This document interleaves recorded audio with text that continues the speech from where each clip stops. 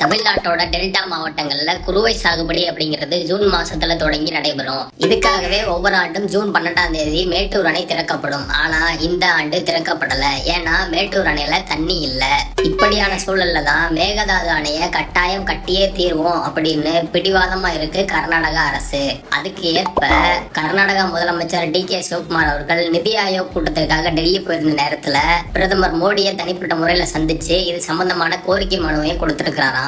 ஆனா அதே நிதி ஆயோக் கூட்டத்திற்கு போயிருந்த நம்முடைய முதலமைச்சர் விஜய் அவர்கள் இந்த விஷயம் குறித்து பிரதமர் மோடி அவர்களிடமோ நீர்வளத்துறை அமைச்சர் அவர்களிடமோ எந்த விஷயத்தையும் பேசல.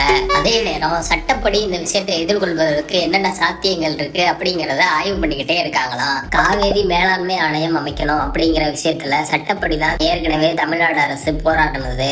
ஆனா அதுல கர்நாடக அரசோ அல்லது ஒன்றிய அரசோ அந்த சட்டப்படி பெற்ற தீர்ப்பை கொஞ்சம் கூட பொருட்படுத்தவில்லை.